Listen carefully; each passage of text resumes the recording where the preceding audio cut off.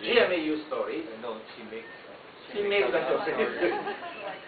So I'm saying stories are really powerful tools.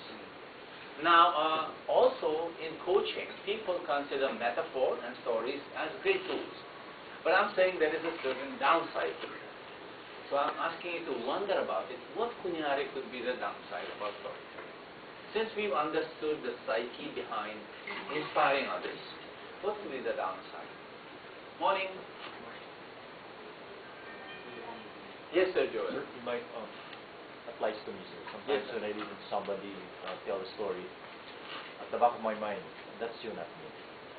Great job. Okay, that's one. That's one reason. That's you, that's not me. Two. Anything else? Yes, sir. Stories can have a lot of interpretation. Two. Two good reasons. That's you, that's not me. Multiple interpretations. And shouldn't they be useful because of that?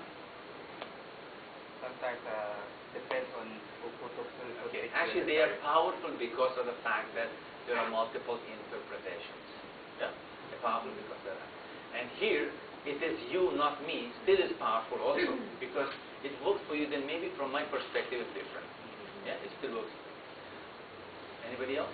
Yes, ma'am. Well, for me, coaching connotes some type of a business relationship. The stories could tend to be so personal, and I might lose, the kind of relationship I'm trying to. The professionalism, Yeah. professionalism will disappear if you Personally, tell personal stories. Yes. But if you tell business stories, then it doesn't Yeah. disappear, right? If you kung sales coaching ka, if you cite examples of successful sales, then it yeah. is not. Okay. Anybody else? Yes, The ma'am. problem of being able to relate to the story. Example, if Maybe I am a could be listener, but misinterpreted. Misinterpretation could happen. All right. Anybody else? John? Same thing here. Anybody else has a different view on this? Because I'll give you. We had a major discussion on this with my coaches who coached me into coaching. Here's what happens. No? Coaching, and we are now today going to enter coaching in a full way when the others come in. But just to get this started, and I'm going to tell you a story right after this. That's why I'm defending. I'm creating a disclaimer. No? So, stories are mine. Yeah, you not me. They are mine. And they come all from my personal bias. That means the story I tell you has a slight tinting of my value system. Diba? Hindu, Indian. So when I tell you a cuento, even though it's nothing to do with my religion or anything, you know that that's a slight amount of Indian perspective there. There will be, no? And when I coach you, as a coach, my job is to be completely detached from you, not influence my personality, my belief system upon you. Coaching is making you better than yourself. This coaching is not making you as good as me. Coaching is making you a better you. Ikaw yun, ako ito. No? Good ako. My job as a coach is not to make you as good as I am. That's mentoring. Somebody asked me management and coaching yesterday. Mentoring is I'm good and I'm going to help you become as good as myself. Coaching is you are good, I'm going to make you better than yourself. Now as a coach, I could not be as good as you. Therefore, I could be a salesperson and my client could be a sales manager. Salesperson, junior guy can coach senior guy. Yeah?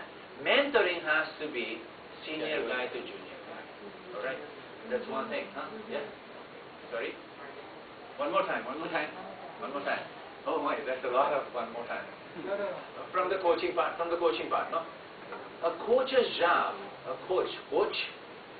coachee is not the right word. Grammatically, there is no coachee in the English language. It's called client. Yeah? Mentor and mentee. Mentee is not the right word. Telemachus is the word. Telemachus. Because the word mentor came from the Greek mythology. So there was no mentee, there was Telemachus.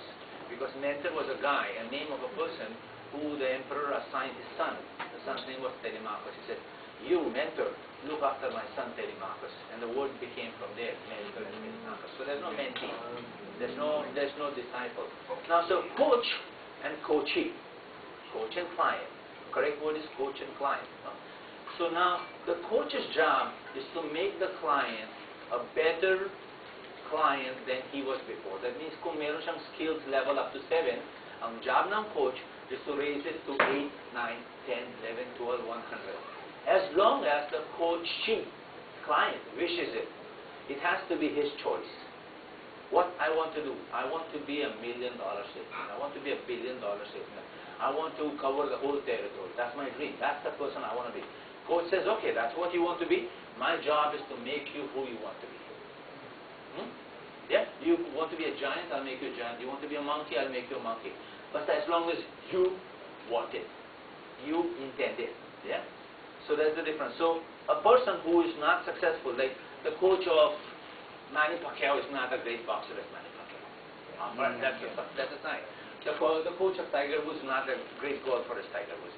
But yet they need a coach to be able to highlight the strengths of the client and to make them build upon those strengths. Okay, so coming back to storytelling. So now when a coach tells a story to a client, he is imposing himself upon him.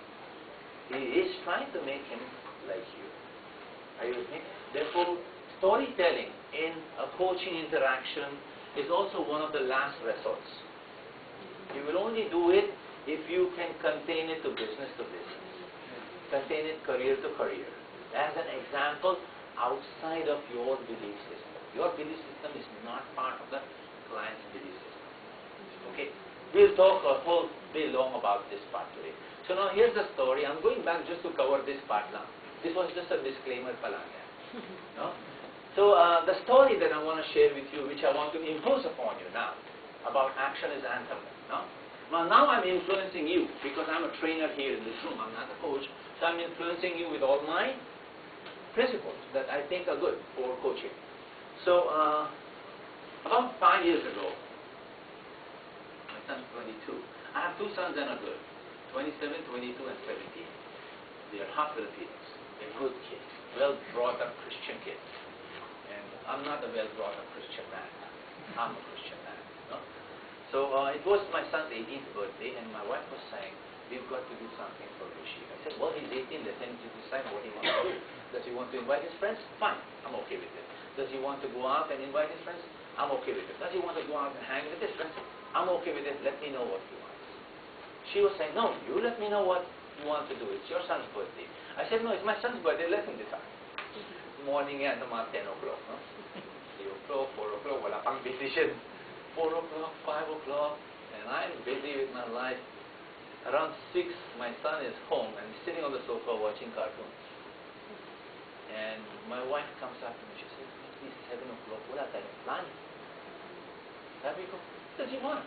Does he want to go out and go to the best restaurant in Bonifacio? And she said, he doesn't want anything anymore. He said, you guys didn't plan anything for his birthday. Ayaw na, do it na, tampu na. So I said, all right, now what to do? So we went up, somebody said, let's go, do you want to go somewhere? She said, cartoons. Huh? They're all black in face. No? So I went up again, almost 7 o'clock, and my wife said, oh, come on, we cannot leave him sad on his birthday. And I said, just dress up. And she said, where are you going? I said, just dress up. Huh? So she puts on her palga and whatever, things like that. Then my daughter is that time about 12 years old. And I said, you dress up. And I called his brother, who was 5 years older than him. I said, Ashish, meet us in a restaurant in Bonifacio. Red kimono. Bring your girlfriend, no? And invite some of your school friends because they went to the same school. I said, okay, pa, I'll be there. He will come when I come. We come down at 7:15 and we are all dressed up. And he's TV watching Cartoon Network. Rish says, Rish, we're going for dinner for your birthday. Want to come? Then he looked at me. He's all dressed up. Cartoon Network. I said, come on, Rish. Ashish is coming, his girlfriend's coming, and your friends from school are coming. You want to come? So we're standing there, and we're just cool down, standing down. He gets up, goes up, comes to dress down and say, okay. Message, action speaks louder than words. Action is a representation of your intention. My intention all day long was to give my son what he wants. My wife's intention was to give him a good time. Yeah?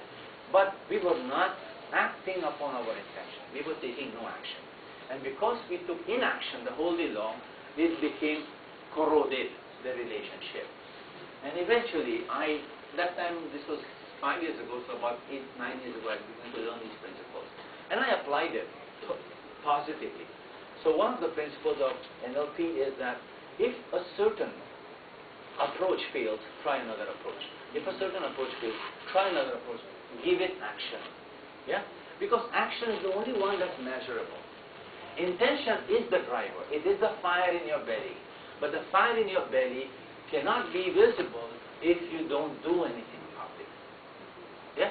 If you don't speak up. Going back to the exercise we did yesterday, which some of you missed was, remember some of you wanted to be beat up. 4, 4, 4, 1, 1, 1. Some of you don't want to be beat up. But the reason we won, one of the reasons we won was that eventually we all took action at the right time. There was this intention when Joel was going 4, 4, 4. Ang intention niya to somehow structure it and be the leader. Some of you were not saying anything. I think I remember seeing somebody just being quiet. No? Also, your intention is that let the team survive so that I don't destroy. The intention is good. But action at the right time, proper action at the right time, and action that is focused outwards. Action is anthem. Okay? That's how I wanted to explain this yesterday. And I thought about it. I said, why didn't I not explain it correctly? Now, kuha nyo? Alright. So here we go. Action is anthem. So, action can only be measured here. In the gulong. Here. Right? Intention is burning inside. Yeah? Intention, if it burns by itself, without the mechanism, the engine is not going anywhere. Clear? Yeah? So, if your action is not good, if this train reaches in a different direction, then something wrong in the process, in the step, the thing. Engine doesn't work, engine is using up too much energy, action is not enough. There is something wrong in the process, the 5-step process between intention and action. Yeah? 5 senses, unique processes, curiosity is not enough. You with me? So fire inside here, that's the action. This is the only one that will move. Simple as that. Very good metaphor now. Yeah. See, that's what I stayed up for last night. Okay. All right. So good morning. Good morning. Thank you. So that's my comeback.